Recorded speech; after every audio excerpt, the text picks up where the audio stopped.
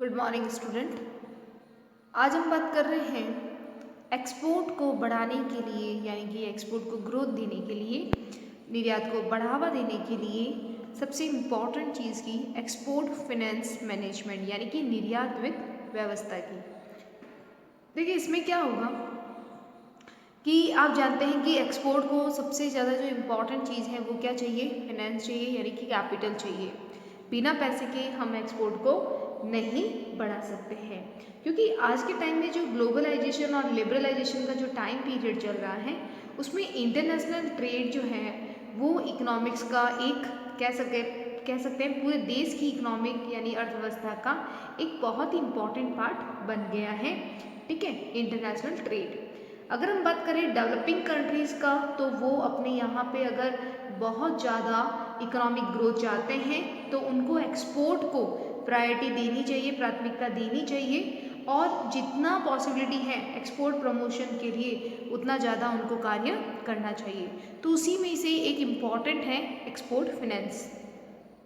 देखिए इम्पॉर्टेंट क्या है कि finance required for export funding is called export finance, यानी कि निर्यात वित्त व्यवस्था का अभिप्राय क्या होता है, यानी कि मीनिंग क्या होता है कि एक्सपोर्ट फाइनेंस क्या होता है। तो निर्यात क्रियाओं को संपन्न करने के लिए, यानी कि जो भी एक्टिविटी होती है एक्सपोर्ट के अंतर्गत, उसके लिए वित्तीय संस्थाओं से धन जुटाना या उनके लिए कोष का प्रबंध करना निर्यात के लिए एक्सपोर्ट फाइनेंस यानी कि निर्यात वित्त कहलाता है। अगर आप एक्सपोर्ट के लिए धन एकत्रित कर रहे हो फाइनेंस इंस्टीट्यूट से, बैंक से, तो वो क्या कहलाएगा, एक्सपोर्ट फाइनेंस कहलाएगा। क्लियर है आपको? एक्सपोर्ट की आप जानते हैं प्रोसेस बहुत ज़्यादा लॉन्ग होती है, बहुत लंबी होती है और बहुत ज़्यादा एक्सपेंसिव यानी खर्चीली भी होती है। इसीलिए अगर हम एक्सपोर्टर को सपोर्ट नहीं करेंगे तो हम देख सकते हैं कि किसी भी देश में जो निर्यात है वो ग्रोथ नहीं कर पाएगा।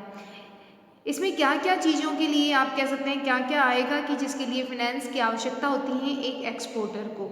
It include purchase of raw material, machinery, capital goods, packing and packaging and shipment of goods to realisation of payment. देखिए आप जानते हैं कि ज़्यादा से ज़्यादा जब एक्सपोर्टर के पास जब ऑर्डर आता है किसी इंपोर्टर से, आयातकर्ता से, जब भी उसे कुछ आदेश प्राप्त होता है तो आप जानते हैं कि जैसे वो प्रोडक्शन चालू करते हैं तो सबसे इम्पॉर्टेंट रॉ मटेरियल उसे चाहिए, मशीनरी चाहिए, साथ ही कैपिटल गुड्स चाहिए। ठीक है, जिसमें मशीनरी आपके बड़े जो प्लांट्स होते हैं वो आ जाते हैं। फिर आप जो पैकिंग करते हो उसके चार्जेस भी लगते हैं। फिर आप गुड्स को जहाज़ के पास यानी कि लदान करने के लिए लेके जाते हो तो आपका जो है पेमेंट करना पड़ता है, इंश्योरेंस करवाना पड़ता है। ठीक है, अगर आप कोई गोदाम है, वेयर हाउसेस अगर आप रेंट पे लेते हैं उसे पे करना होता है। यानी कि आप कह सकते हैं डॉक्यूमेंट रेडी करने के लिए, प्रलेख बनाने के लिए एक्सपोर्टर को फाइनेंस की पैसे की आवश्यकता होती है। तो ये सारे के सारे कुछ ऐसे आइटम्स हैं जिसकी वजह से एक एक्सपोर्ट को आप कह सकते हैं बढ़ाने के लिए या एक्सपोर्टर को इन सभी कार्य के लिए फाइनेंस की आवश्यकता होगी। Export play a very important role in the development and growth of economic. आप जानते हैं कि अगर हमारे देश का अगर विकास करना है या किसी भी देश की बात करें ग्रोथ करने की, तो उसके विकास और उसमें वृद्धि करने के लिए अर्थव्यवस्था में एक्सपोर्ट का, निर्यात का एक बहुत बड़ी भूमिका या इम्पॉर्टेंट रोल है। The mostly priority is given in the foreign trade policy of any country. जो ज़्यादातर आप देखते हैं कि जो देश हैं वो अपने विदेशी व्यापार नीति को प्राथमिकता देते हैं, क्योंकि विदेशी व्यापार जितना ज़्यादा होगा हमें फॉरेन करेंसी की अर्निंग उतनी ही ज़्यादा होगी। इससे हम कह सकते हैं फॉरेन करेंसी के साथ साथ में हम कह सकते हैं लिविंग ऑफ स्टैंडर्ड है। ठीक है, हर सेक्टर में हम इम्प्रूवमेंट देख सकते हैं। Mostly, the export finance can be classified into two categories upon the stage of export activities। यानी कि जो निर्यात है उस निर्यात की क्रियाओं के कारण जो निर्यात वित्त है उसे दो भागों में बांटा गया है। एक्सपोर्ट एक्टिविटीज़ के कारण, जो एक्सपोर्ट में हम देखते हैं कि जब एक्सपोर्टर को जब इंपोर्टर से ऑर्डर मिलता है, आदेश मिलता है, वहाँ से लेकर जब तक उसे इंपोर्टर से पेमेंट नहीं मिलता है तब तक बहुत सारी एक्टिविटीज़ एक एक्सपोर्टर को, एक निर्यातकर्ता को करना होता है। तो उसी को ही हम कह सकते हैं, स्टडी ईजी हो जाए हमारी अध्ययन की सुविधा के लिए हमने इसे 2 पार्ट्स में डिवाइड किया है। First is a pre shipment finance, यानी कि जहाज लदान के पूर्व वित्त व्यवस्था, और दूसरा है पोस्ट शिपमेंट फाइनेंस, यानी कि जहाज लदान के बाद वित्त व्यवस्था। सिंपल है, इसे हम पैकिंग क्रेडिट के नाम से भी जानते हैं। किसे? प्री शिपमेंट फाइनेंस को। जब क्वेश्चंस आपसे पूछा जाए कि पैकिंग क्रेडिट क्या है, तो उसके लिए हमें प्री शिपमेंट फाइनेंस को लिखना होगा।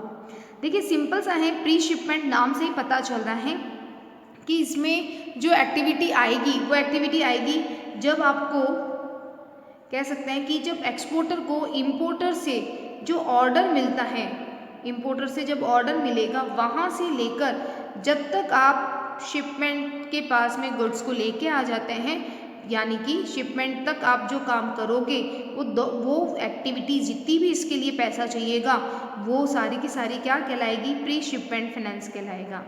और जब आपको डेट आ जाए कि date of shipment, date of shipment से लेकर आप कह सकते हैं कि जब तक आपको इंपोर्टर से पेमेंट नहीं मिल जाता वो सारी एक्टिविटी क्या कहलाएगी? पोस्ट शिपमेंट फाइनेंस की। क्लियर है आपको? तो हमने इसको कैटेगरी वाइज डिवाइड कर दिया है 2 पार्ट में, प्री शिपमेंट फाइनेंस और पोस्ट शिपमेंट फाइनेंस को। राइट, चलिए बात करते हैं salient features of pre shipment finance का, यानी कि जहाजी लदान के पूर्व वित्त व्यवस्था की मुख्य बातें किस किस लिए इम्पॉर्टेंट रहेगी उसके बारे में। सबसे पहले देखिए, ये जो एक्सपोर्ट फाइनेंस होता है या कह सकते हैं ये प्रोवाइड कौन करता है? प्री शिपमेंट फाइनेंस कौन प्रोवाइड करेगा? जहाज पूर्व जो लदान से पहले जो वित्त की कह सकते हैं वित्त की रिक्वायरमेंट है ये पूरा करती हैं इंडियन, अगर हम बात करें इंडिया की तो Indian and foreign commercial bank, अगर भारत की बात करेंगे तो भारत की वाणिज्य बैंक के द्वारा ये कह सकते हैं फैसिलिटी प्रोवाइड की जाती हैं, जो कि FEDAI का मेंबर हो, यानी कि वो कॉमर्शियल बैंक क्या होना चाहिए कि foreign exchange dealer association of India, यानी कि किसका मेंबर होना चाहिए? Foreign exchange dealer association of India का मेंबर होना चाहिए। यहाँ हम बात करें कि ये जो वित्त व्यवस्था है वो RBI के द्वारा, RBI की जो पैकेजिंग शाख व्यवस्था है उसके द्वारा भी पूरा किया जाता है। तो आप जानते हैं कि अगर हमें ये एक्सपोर्टर को फाइनेंस चाहिए तो वो कॉमर्शियल बैंक से ये ले सकता है, लेकिन उसकी कंडीशन क्या है कि वो FEDAI का मेंबर हो। चलिए इसकी बात करते हैं कुछ इंपॉर्टेंट फीचर्स की। तो इसमें सबसे पहला है मैनेजमेंट ऑफ वर्किंग कैपिटल, कार्यशील पूंजी का प्रबंध। देखिए पहले बात करते हैं वर्किंग कैपिटल क्या होता है। वर्किंग कैपिटल का मतलब होता है कि आप अपने डेली रूटीन के लिए जो दिन प्रतिदिन के खर्चों को पूरा करते हो वो आप क्या कहलाती है? वर्किंग कैपिटल कहलाती है। क्योंकि जो फिक्स्ड कैपिटल होती है, स्थायी संपत्ति या स्थायी कह सकते हैं पूंजी, वो क्या होगी? जो आपको स्थायी संपत्तियों के लिए चाहिए। ठीक है, तो यानी कि जो लंबे समय के लिए चाहिए। लेकिन जो वर्किंग कैपिटल होती है वो आपके डेली रूटीन यानी दिन प्रतिदिन के खर्चों के लिए जो चाहिए उसे कहते हैं कार्यशील पूंजी। जहाज कह सकते हैं, जहाज में लदान से पूर्व यानी जो प्री शिपमेंट होती है उसका अरेंजमेंट करने के लिए एक्सपोर्टर को माल के लिए या कह सकते हैं गुड्स के लिए, रॉ मटेरियल के लिए वर्किंग कैपिटल की नीड होती है। राइट, तो हम कह सकते हैं कि वर्किंग कैपिटल जो है वो बहुत ही इंपॉर्टेंट पार्ट होता है प्री शिपमेंट के लिए, जिसमें क्या होगा कि आपको बहुत एक अमाउंट की ज़रूरत होगी जिससे वो गुड्स को परचेज कर पाए, कौन? एक्सपोर्टर। राइट, अब बात करते हैं सेकंड पॉइंट की, एलिजिबिलिटी यानी कि जो पात्रता है उसके बारे में। देखिए प्री शिपमेंट के लिए जो फैसिलिटी है वो उन्हीं रजिस्ट्रेड एक्सपोर्टर को मिलती है जिनके पास में एक्सपोर्टर्स कोड नंबर होता है, यानी निर्यातक कोड नंबर होता है। क्या होना चाहिए? Exporters code number. राइट, बात करते हैं इसके तीसरे पॉइंट की, जिसमें है डॉक्यूमेंट्री एविडेंस यानी प्रलेखीय प्रमाण। देखिए प्रलेखीय प्रमाण में क्या होगा कि अगर आप प्री शिपमेंट जो फाइनेंस है उसकी फैसिलिटी एक्सपोर्टर लेना चाहता है तो उसे कुछ डॉक्यूमेंट है वो देना होगा। जैसे कि आपके पास में लीगल ऑर्डर की कॉपी होनी चाहिए कि आपको इंपोर्टर से जो ऑर्डर है वो मिला है, एक्सपोर्टर कोड नंबर आपको मिलना चाहिए, साथ ही लेटर ऑफ क्रेडिट की कॉपी होनी चाहिए, बैंक की कुछ आप कह सकते हैं बैंक का आपके पास में जानकार का एक कह सकते हैं आपको एविडेंस होना चाहिए, ईसीजीसी के द्वारा जो पॉलिसीज अगर दी रखी है तो वो आपके पास होना चाहिए, यानी कि एक्सपोर्ट क्रेडिट गारंटी कॉरपोरेशन के द्वारा भी अगर पॉलिसी है तो उसका आपके पास कॉपी होना चाहिए। बात करते हैं ऑब्जेक्ट की कि आप किस प्रयोजन से प्री शिपमेंट को आपको चाहिए, तो उसके लिए आपके पास में कुछ इंपॉर्टेंट पॉइंट होते हैं, उसके बारे में हम बात करते हैं कौन कौन से ऐसे ऑब्जेक्ट होते हैं जिसके लिए आप प्री शिपमेंट फाइनेंस है उसका यूज़ कर सकते हैं। यानी कि प्री शिपमेंट व्यवस्था का प्रयोग निर्यात किए जाने वाले माल के लिए, यानी कि वर्किंग कैपिटल जो आप ले रहे हो, जो आप फाइनेंस ले रहे हो उसमें कौन कौन से ऐसे फंक्शंस आएंगे।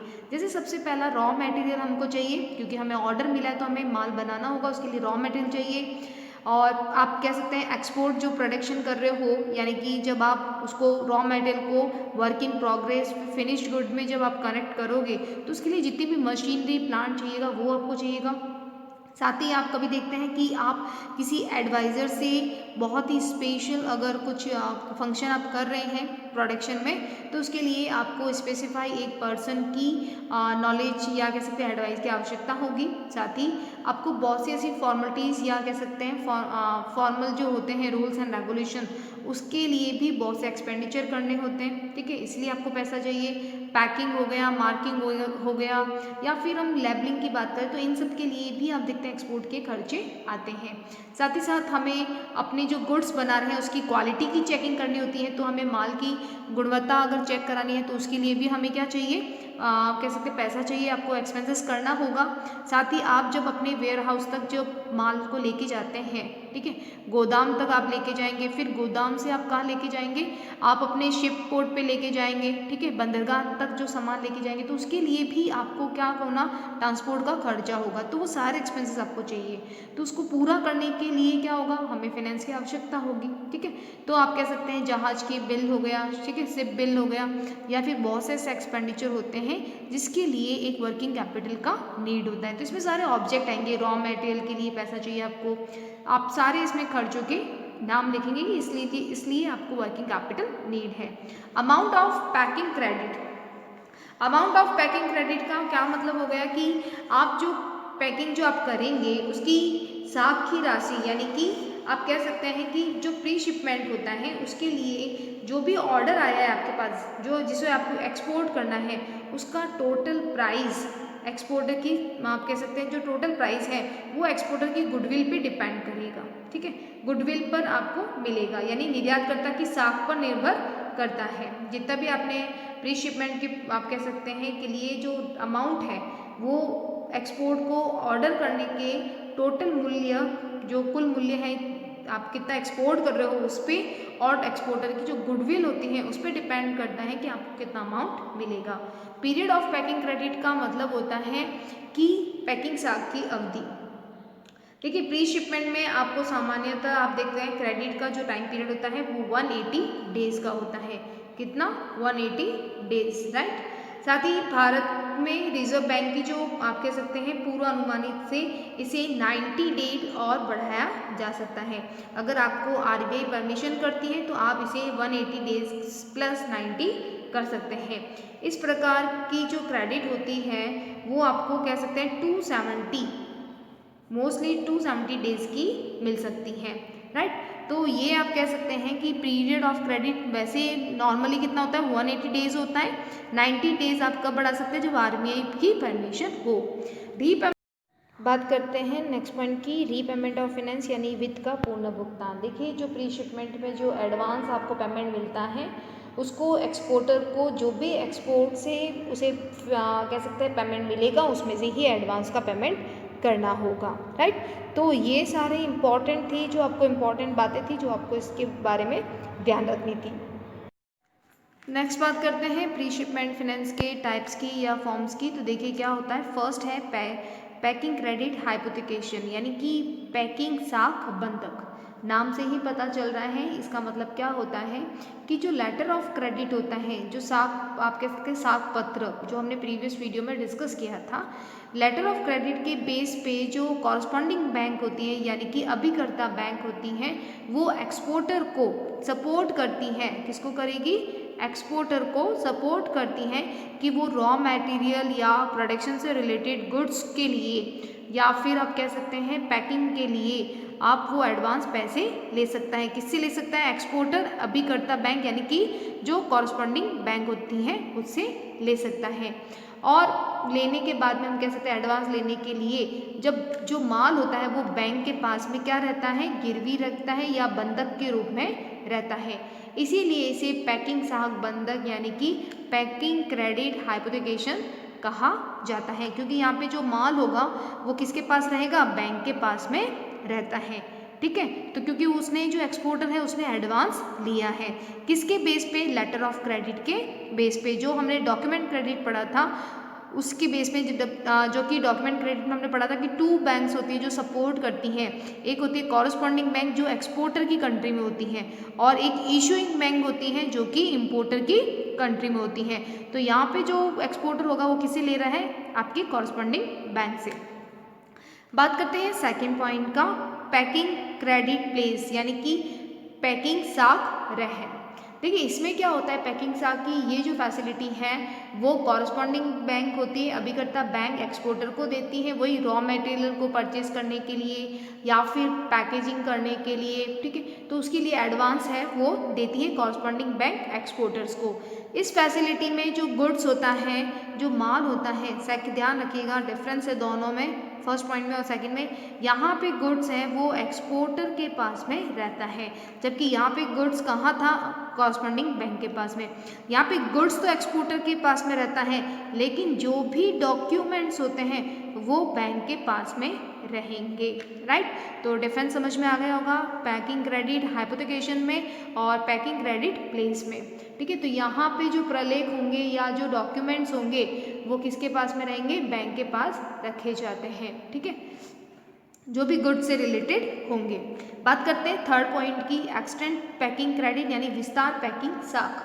देखिए ये फैसिलिटी भी कॉरस्पॉन्डिंग बैंक के द्वारा लेटर ऑफ क्रेडिट के बेस पे जो हाई क्लास के कह सकते हैं एक्सपोर्टर को, आप कह सकते हैं एक्सपोर्ट के लिए जो गुड्स होता है उसको खरीदने के लिए दिया जाता है। इसमें जो सप्लायर होता है, यहाँ कह सकते हैं कि उसमें भी इसमें भी जो होता है एडवांस ही मिलता है एक्सपोर्टर को। जब माल एक्सपोर्टर के पास में रहता है तो बैंक उसे बंधक या रहन के रूप में आप रखती है। सिंपल है कि इस फैसिलिटी में भी क्या होता है कि इसमें ज़्यादातर ये जो एडवांस होता है वो बहुत ज़्यादा उच्च श्रेणी की साख वाले एक्सपोर्टर को, यानी जो हाई क्लास एक्सपोर्टर्स होते हैं उनको ये फैसिलिटी मिलती है। राइट, बात करते हैं रेड क्लोज क्रेडिट, ये 2 मार्क्स का क्वेश्चन आता है, लाल वाक्य साख। देखिए जो लेटर ऑफ क्रेडिट होता है, देखिए यहाँ पे इस एक्सपोर्ट फाइनेंस के जो टाइप्स हैं उसके लिए आपको डॉक्यूमेंट क्रेडिट का पता होना बहुत जरूरी है। राइट, तो यहाँ पे रेड क्लॉज क्रेडिट का मतलब होता है जो साख पत्र होता है यानी कि जो लेटर होता है, लेटर ऑफ क्रेडिट, वो अगर आपका रेड इंक से लिखा हुआ है, लाल स्याही से छपा हुआ है, तो इसका मतलब होता है कि जो बैंक, जो साख खोलने वाला बैंक है यानी जो इशूइंग बैंक है, उसकी रिस्पॉन्सिबिलिटी पर कॉरस्पॉन्डिंग बैंक होता है वो एक्सपोर्टर को माल खरीदने, उसको कलेक्शन करने और उसके जो शॉर्ट टर्म फाइनेंस की फैसिलिटी है वो देता है, यानी कि माल निर्यातक के नाम में ही रहता है। ध्यान रखिएगा रेड क्लोज में जो गुड्स होता है उस पे गुड्स हैं वो किसके नाम रहता है? एक्सपोर्टर्स के नाम पे रहता है। ध्यान रखिएगा जो रेड इंक है या जो रेड स्याही है उसका प्रयोग किसमें किया जाता है? लेटर ऑफ क्रेडिट में। लेटर ऑफ क्रेडिट जब लिखते समय रेड क्लोज में यानी कि लाल स्याही से लिखा जाता है तो यहाँ पे वो कह सकते हैं जो इशूइंग बैंक है, इशूइंग बैंक कौन होती है? जो इंपोर्टर की कंट्री में, तो इशूइंग बैंक के बेस पे जो कॉरस्पॉन्डिंग बैंक होती है जो एक्सपोर्टर की कंट्री में होगी वो क्या करेगी? इस एक्सपोर्टर को एडवांस फैसिलिटी देगी, चाहे रॉ मटेरियल परचेज हो, चाहे किसी भी प्रोडक्शन से रिलेटेड हो, जो प्रोडक्शन वो एक्सपोर्ट कर रहा है तो उससे रिलेटेड वो एडवांस पैसे उसको देगी, शॉर्ट टर्म फाइनेंस उसको देगी, और यहाँ पे जो माल रहता है, जो गुड्स होता है वो एक्सपोर्टर के नाम से रहेगा। राइट, बात करते हैं ग्रीन क्लोज क्रेडिट का मतलब होता है हरा वाक्य साख। इसका मतलब होता है कि अगर आपके लेटर ऑफ क्रेडिट है तो उसमें अगर ग्रीन इंक का यूज़ किया गया है तो इस साख फैसिलिटी में हम कह सकते हैं, इस क्रेडिट फैसिलिटी में जो साख खोलने वाला बैंक के निर्देश यानी जो इम्पोर्टर है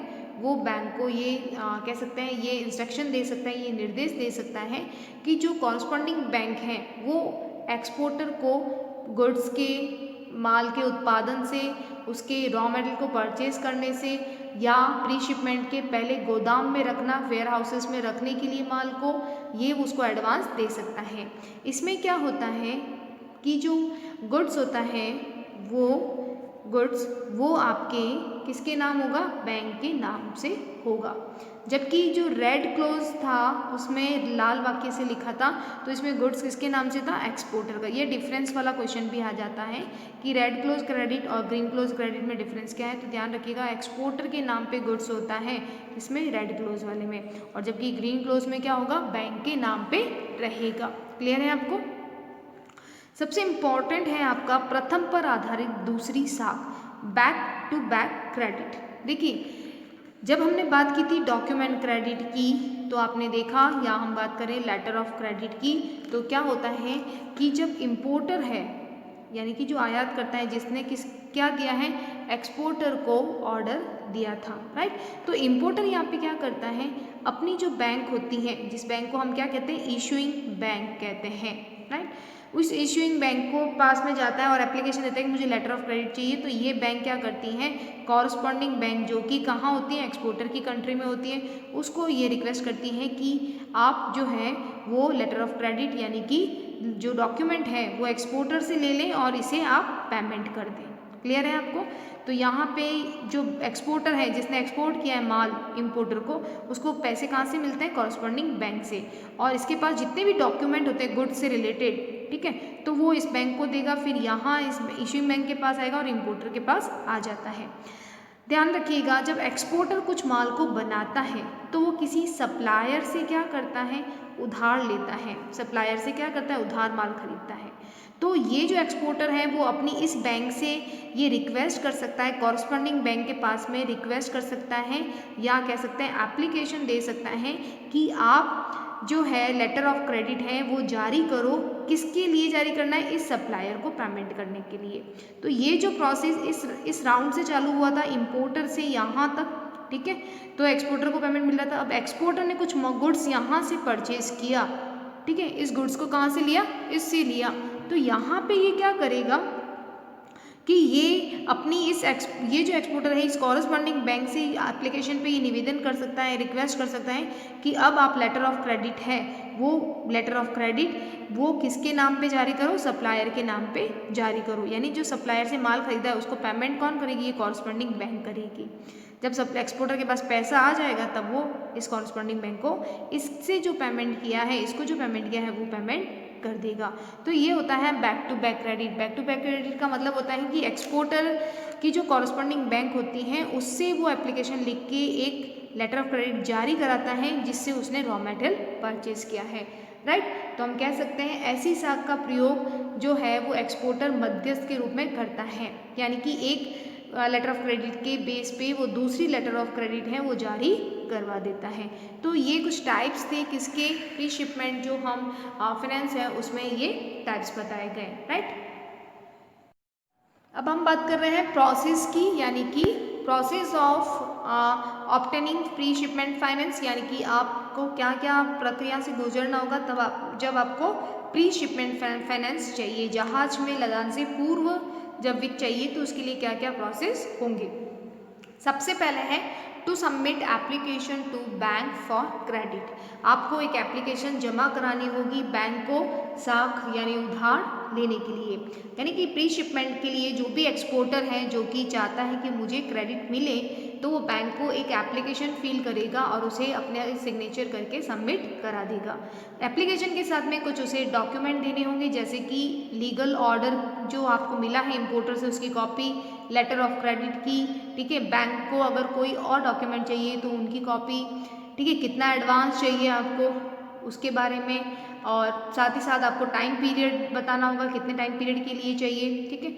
और उसके साथ ही अगर आप जो है वो माल के आप कह सकते हैं मॉर्गेज रखना है, माल के बंधक या रहन सम जितने भी आप प्लेस कर रहे हो माल को, अगर आप अपने पास रखना चाहते हो तो उससे संबंधित अगर कोई डॉक्यूमेंट है तो वो, साथ ही आपको कंपनी के जो बोर्ड ऑफ डायरेक्टर होते हैं उनसे संबंधित जो भी रिलेटेड डॉक्यूमेंट होंगे वो भी आपको किसके पास एप्लीकेशन के साथ सबमिट कराना होगा।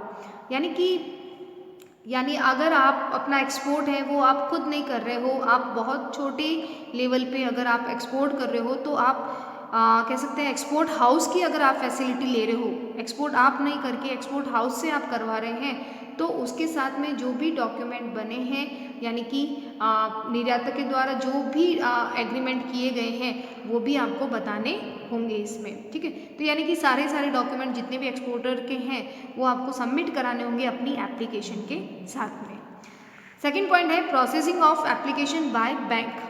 अब क्या होगा कि जो बैंक है वो सारे के सारे डॉक्यूमेंट को चेक करेगी, चेक करने के बाद में वो देखती है कि सारे डॉक्यूमेंट सही हैं या नहीं, यानी कि निर्यात का आदेश यानी ऑर्डर वो एक्सचेंज कंट्रोल और ट्रेडिंग कंट्रोल के रूल्स और रेगुलेशन के अकॉर्डिंग है या नहीं, यानी कि जो एक्सपोर्टर है उसकी गुडविल अच्छी है कि नहीं है, सारे डॉक्यूमेंट को वेरीफाई करेगी कि सारे डॉक्यूमेंट सही है या नहीं लीगल रूप से, ठीक है। तो उसको चेक करेगी वो बैंक।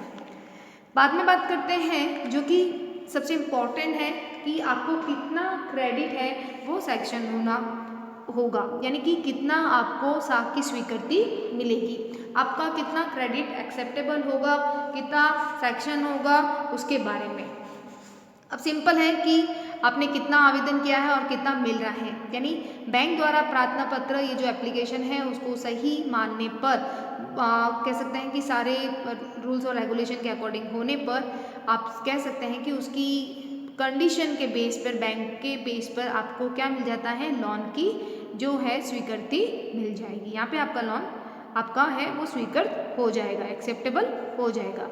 बात करते हैं नेक्स्ट पॉइंट की जो कि कह रहा है एक्जीक्यूशन ऑफ क्रेडिट एग्रीमेंट। देखिए एक्जीक्यूशन का मतलब क्या होगा आपका कि साख समझौते संबंधी निष्पादन, यानी कि अब आपका जो है वो क्रेडिट है वो एग्रीमेंट बन गया है, ठीक है। तो यहाँ पे साख की स्वीकृति के बाद बैंक क्या करेगा, एक्सपोर्टर को जितने भी क्रेडिट से संबंधित जो एग्रीमेंट होंगे उसको पूरा करेगा, जिसमें सारी कंडीशंस फुलफिल होगी कि आपको लोन कैसे मिल रहा है, आपको लोन किस टाइम में पे करना है, इंटरेस्ट रेट क्या है, सब कुछ, ठीक है। बाद में क्या आएगा, डिस्ब्यूसमेंट ऑफ क्रेडिट। डिस्ब्यूसमेंट ऑफ क्रेडिट का मतलब होता है साख का वितरण। बैंक साख समझौते के या तो वो एक साथ अमाउंट देगी या इंस्टॉलमेंट में आपको क्रेडिट मिलेगा, उसके बारे में सारा बताया जाएगा, यानी कि एक मुश्त या किस्तों में आपको क्रेडिट का डिस्ट्रीब्यूशन होगा, ये आपको उसमें लिखा होगा कि आपको किस तरह से चाहिए, आपको एक साथ चाहिए या आपको धीरे धीरे चाहिए, यानी कि इंस्टॉलमेंट में चाहिए। तो ये पूरा प्रोसेस होता है, एप्लीकेशन सबमिट करानी होती है एक्सपोर्टर को, देन चेक होती है कि आपकी एप्लीकेशन या डॉक्यूमेंट सही है या नहीं, फिर आपका सेक्शन होता है कि क्रेडिट कितना होगा, उसके बाद में एग्रीमेंट बनता है और उसके बाद में डिस्ब्यूसमेंट होता है। सिंपल है कि अगर आपने जो लोन जितने अमाउंट का दिया है वो अगर आपको प्री शिपमेंट है वो 1 लाख का चाहिए, हो सकता है आपका जो सैंक्शन है वो आपका लोन कम होगा, तो वो डिपेंड करता है कि आपकी गुडविल कितनी है एक्सपोर्टर की और आपने जो डॉक्यूमेंट सबमिट कराए हैं वो किस टाइप के रहे हैं, राइट।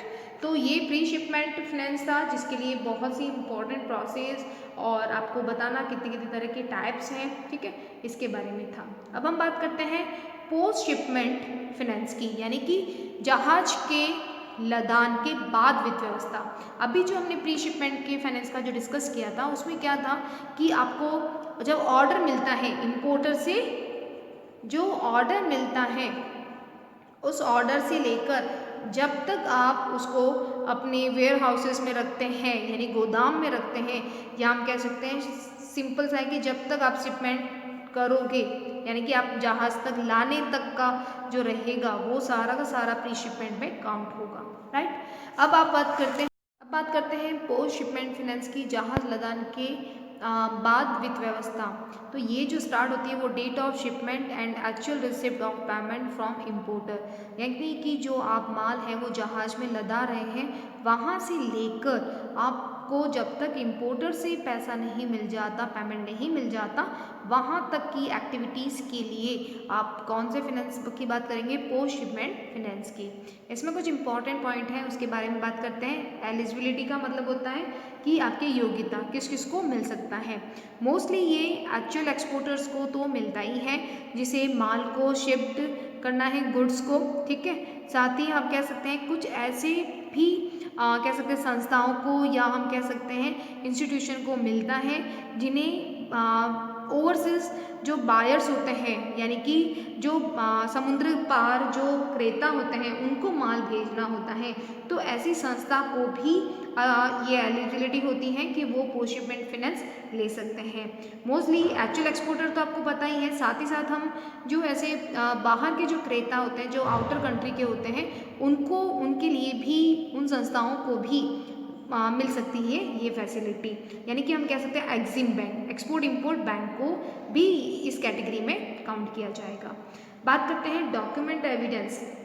आपको ये फैसिलिटी लेने के लिए कुछ डॉक्यूमेंट देने होंगे, जैसे कि यहाँ पे अगर हम बात करें कौन कौन से डॉक्यूमेंट हो सकते हैं, जैसे शिपमेंट ऑफ गुड्स आप कर रहे हो तो आपको एविडेंस में क्या क्या होगा, शिपिंग जो डॉक्यूमेंट है, जैसे कि आपको एक्चुअल शिपमेंट ऑफ गुड्स हैं, नेसेसरी एविडेंस होंगे in case of demand exports, यानी कि जो जो आप निर्यात कर रहे हो उससे संबंधित जो इम्पोर्टेंट एविडेंस होंगे, जैसे लेटर ऑफ क्रेडिट हो गया, आपको गुड्स के वेट का जो सर्टिफिकेट है, आपका माल के भार का संबंधित प्रमाण पत्र हो गया, क्वालिटी ऑफ गुड्स का सर्टिफिकेट हो गया, ऑरिजिन्स ऑफ गुड्स का यानी कि माल कहाँ उद्गम हुआ है उसका सर्टिफिकेट हो गया, इंश्योरेंस पॉलिसी है उसका सर्टिफिकेट हो गया।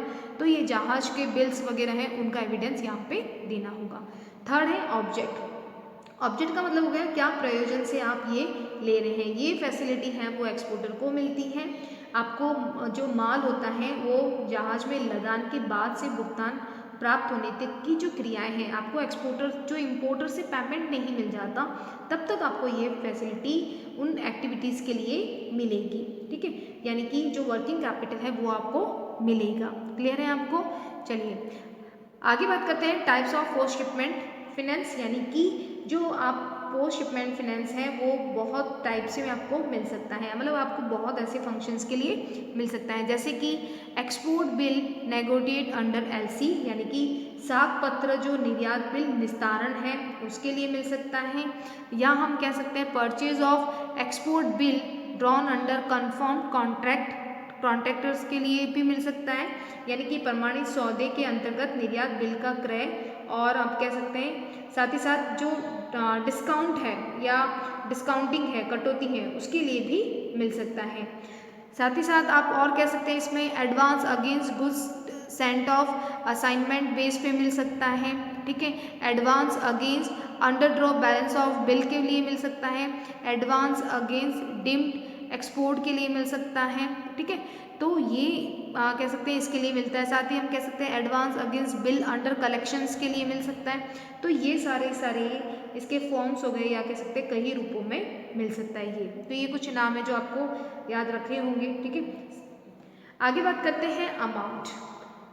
सिंपल है कि इसमें जो अमाउंट होगी, अमाउंट ऑफ पोस्ट शिपमेंट, उसका हम कह सकते हैं वैसे तो इसके लिए जो है वो 10 करोड़ रुपए से लेकर जो कह सकते हैं 50 करोड़ रुपए हैं उसके लिए एग्जिम बैंक की वित्तीय व्यवस्था करता है। जो 10 करोड़ से 50 करोड़ की जो व्यवस्था होगी वो कौन करता है? EXIM bank. अगर 10 करोड़ से कम है तो कॉमर्शियल बैंक ही प्रोवाइड कर देगी, लेकिन अगर आपको 10 करोड़ से 50 करोड़ है तो एग्जिम बैंक देगी।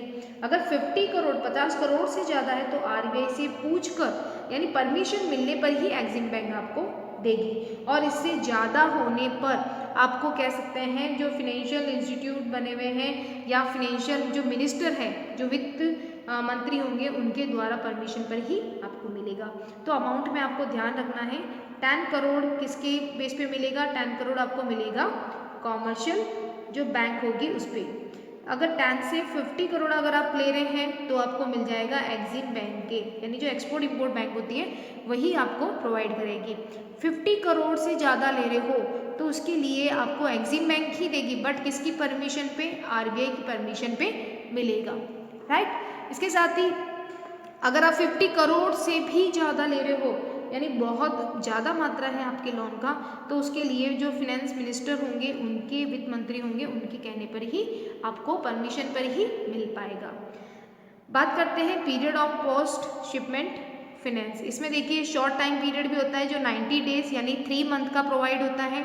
मीडियम लोन होता है जो 90 डेज और 5 ईयर्स तक, 90 डेज से 5 ईयर्स आप मान सकते हैं, ठीक है।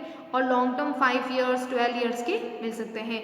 तो इसमें जो पीरियड्स रहेंगे वो आपको ध्यान रखना है, short time period, middle time period या मीडियम टाइम पीरियड और लॉन्ग टाइम पीरियड। शॉर्ट में आपको 90 डेज का मिलेगा, राइट। शॉर्ट में आपको किसका मिलेगा, 90 डेज का, और मीडियम में किससे मिलेगा आपको 90 डेज से लेकर आपको मिल सकता है 5 ईयर्स तक, और यहाँ पे आपको 5 ईयर्स हो सकता है, 12 हो सकता है, 15 ईयर्स हो सकता है। तो ये आपको पीरियड में टाइम पीरियड ध्यान रखना है। रेट ऑफ इंटरेस्ट, ब्याज की दर, देखिए इसके लिए जो इस प्रकार का जो फिनेंस होता है उसकी ब्याज की दर समय समय पर जो होता है वो रिजर्व बैंक के द्वारा जो इंस्ट्रक्शन होता है, जो दिशा निर्देश होते हैं उसके द्वारा तय की जाती है। जो आरबीआई होंगे वो परमिशन देंगे इंटरेस्ट ऑफ रेट की, या कह सकते हैं कैलकुलेशन में, ठीक है। तो जो पोस्ट शिपमेंट फिनेंस होता है वो फॉर आप कह सकते हैं 90 डेज पे जैसे 13% है, मीडियम और लॉन्ग टर्म रेट जो होते हैं applicable as directions of RBI. जो मोस्टली जो शॉर्ट टर्म लोन होते हैं उस पर तो आपको मिल जाएगा, लेकिन जो लॉन्ग टर्म और मीडियम लोन होते हैं उनके लिए आरबीआई के जो इंस्ट्रक्शन आते हैं, दिशा निर्देश आते हैं, उसके बेस पे ही होता है। डिस्ट्रीब्यूशन ऑफ लोन यानी कि ऋण का वितरण। अब आपको जो वित्त है वो हो सकता है कि आपको इंस्टॉलमेंट में मिले या आपको उसकी जो राशि है वो एक साथ मिल जाए, तो ये डिस्ट्रीब्यूशन ऑफ लोन होगा, ठीक है। आपकी जैसी रिक्वायरमेंट होगी, the bank require the exporter to, आप कह सकते हैं फॉर्मल लोन एग्रीमेंट जैसे नॉर्मली होते हैं वैसे ही इसकी।